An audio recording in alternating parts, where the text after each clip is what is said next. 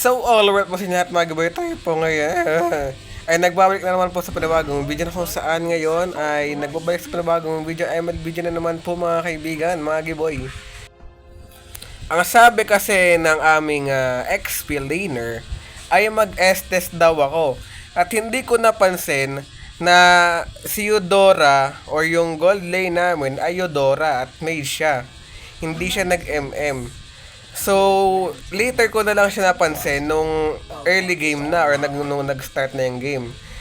So, hell crit talaga ako dyan. Pero dahil baka mamaya may well actually, nauna pala yung Florence. Basta ang gulo ng utak ko ng mga time na ito yung lineup na nabuo namin versus nabuo ng lineup ng kalaban. So, hindi ko talaga napansin kasi nasa sala ako, wala ako sa kwarto. So, distracted ako habang naglalaro ko ng ML. Pero siguro mga 2 minutes in or basta nasa kwarto na ako nung papunta na ako panigurado sa at dito nagulat ako na wala na pala or wala akong kasama dito, no. Akala ko umiya yung Eudora kasi sobrang tagal niya sa base, tapos hindi niya rin ako sinamahan. Akala ko Eudora lang yung pinik niya pero samahan niya ako. At dito titinin naman tinitipihan ako ng Moskov na naakala mo napatay ako or nabaog niya ako, no. Wala pa naman siyang nagawang matino. Pero tinitipihan niya na agad ako. Siguro dahil wala akong kasama, kaya tinitipihan niya ako. And dahil nga wala akong kasama dito, ay sinamahan na ako ng Alpha at napanalo namin ang laban kay Moskov. Nagpasalamat ako sa kanya dito syempre dahil dinalawan niya ako. At hindi ko na siya natipihan kasi nagpasalamat muna ako. So, hindi na tayo naging TP gods nung time na yon. So, ito yung pinakaunang first turtle fight namin. And, yun. Wala naman something special dito. At dito nag-rant na ako. Kasi hindi ko talaga alam at hindi ko nga talaga napansin kung sino yung gold lane sa kanila. Si Valer ba o si Eudora. Kaya, ayun. Wala akong magawa. Tsaka wala nalaman nung end na ng laban. Nung natapos na. At dito, after 46 seconds ay dinalawan tayo ni Eudora, no? Dahil naawa sa atin yung gold lane natin. Syempre alam ko na ngayon, di ba? At dito napas lang namin at muntik na ako yung makapas lang kay Moscow. But dito tinipihan ko siya, syempre hindi pwedeng siya lang TP guards. No way. Oh my goodness. Sa pangalawang second turtle fight namin ay papunta pa lang kami or papunta pa lang ako ay nasolo na nila yung kasi wala namang kumalaban at nagkaroon na ang clash.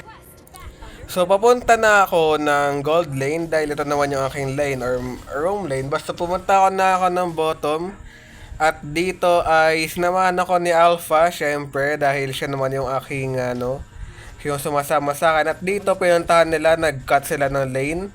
Kaya sumama na rin ako para meron din tayong assist syempre. At dito ay nasaya na naman yung aking flame shot. Pero okay lang yan.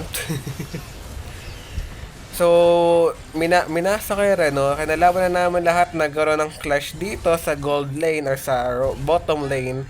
At dito ay pati na rin yung Florin ay aming pinas lang. Pinagtulungan namin at sinira na rin namin syempre yung Torre dahil sayang naman kung hindi namin sisirain ang Torre.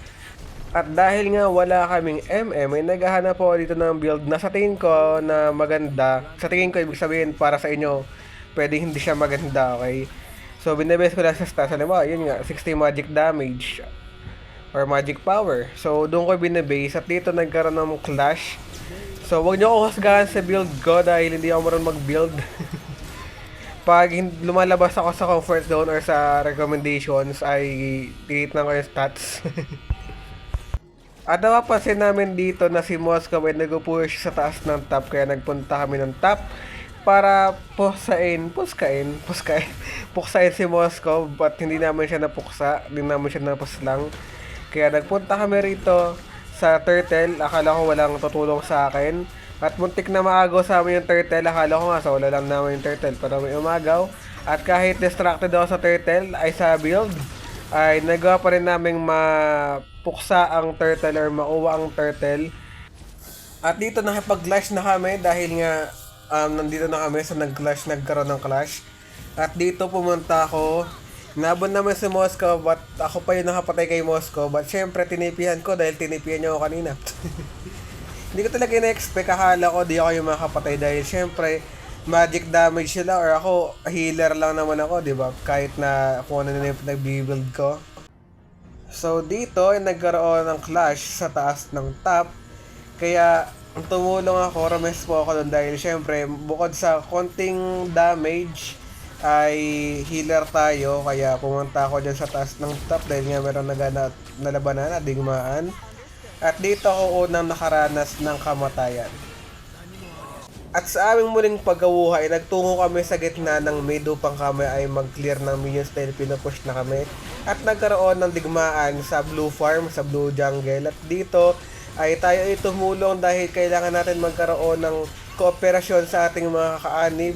At dito ako nakaranas ng aking ikalawang kamatayan. At sa aking muling pagkabuhay ay ako ay nagtungo sa itaas upang ako ay tumulong sa aking mga kaanib dahil kami ay nakikipagdigma laban sa aming mga kaaway. At dito ay nagkaroon ng digmaan at dito ko nakaranas ng aking ikatlong kamatayan. At dito ay nagsabi yung Alpha na lugi daw kami. 12 totoo naman, lugi naman kasi talaga kami kasi wala kaming MM. At kahit na yung Eudora namin ay gold laner talaga dapat, ay hindi pa rin siya pumunta sa gold lane. Kaya nahirapan din kami. At sa aking muling pagkabuhay, ay ako ay nagtungo sa itaas ng top upang ako ay tumulong sa magaganap na digmaan sa my lord. So dito kami naghihintay ng aming mga kaaway at sinimula ng aming jungler or ng alpha ang away or ang lord. At dito ay nire-risk namin ang aming mga buhay or nila ang mga buhay nila. At dito ay napaslang namin ang lord. At nasa kawawa naman yung Alice dito kahit ang pangat ng gameplay niya, no? Syempre para hindi naman ako maging mukhang taksil nito or para maging dark system sa kanila mga matay. Tumulong na ako sa kanila, syempre, di ba? Specifically kay Alice tsaka kay Eudora.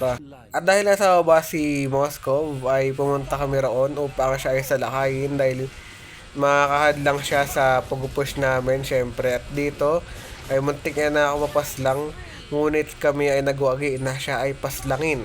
Oh my goodness. At sabi ni Moscow siya daw ay lag. Hindi namin alam or hindi ko alam or hindi namin alam kung totoo bang lag si Moscow dito or reasoning lang, palusot niya lang. Dahil kunyari malakas siya pero napaslang namin siya. Hindi naman alam kung totoo ba yung lag at kung ano man yung reason ko, baka siya nag-reason kung totoo mang hindi to totoo. At dito ko nakaranas ng aking ikaapat na kamatayan. So pagkagaling ko ng bottom ay ako ay gumit na naman para tumulong sa pag-clear ng minions.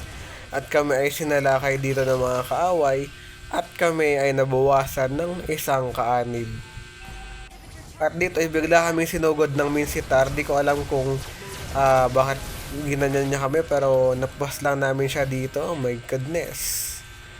So inihil ko pa rin dito yung Alice kahit na pangat ng performance niya. Kasi syempre para hindi tayo masabi ng dark system na bakit ka ganyan. At dito napas lang ng kalaban yung Lord. Kaya ayun, at sumugod kami dito syempre. At dito ako nakaranas ng aking ikalimang kamatayan. At dito napas lang ng Eudora yung kalaban syempre. Dahil napatay niya eh. At sa aking muling pagkabuhay ay ako'y tumulong upang lusubin si Moscow pero hindi namin siya napaslang. At dito kamuntika na kaming matalo dahil may Lord at wala kaming front, wala kaming MM, wala sa aming malakas na damage. Pero we still managed to kill the Lord. Para ito pahinga sa English, basta napatay namin yung Lord. Ang pangat pahinga sa English, oh my goodness. At dito ay papapas lang na ako, yung mga kampi ko papapas lang na rin. Hinayaan ko na syempre yung Eudora kasi papunta na naman sa base namin yun eh. At dito ay kami ay natalo na, oh my goodness.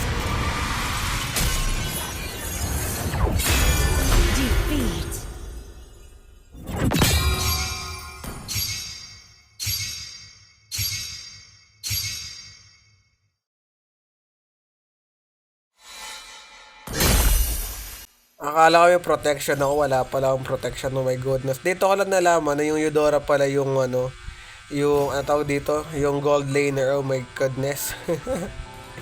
Kasi ano eh, di ko talaga alam kasi distracted nga ako kanina. At dito na-report ko na rin yung Alice dahil ang pakat ng standing niya at yung performance niya rin naman na 4.4, oh my goodness.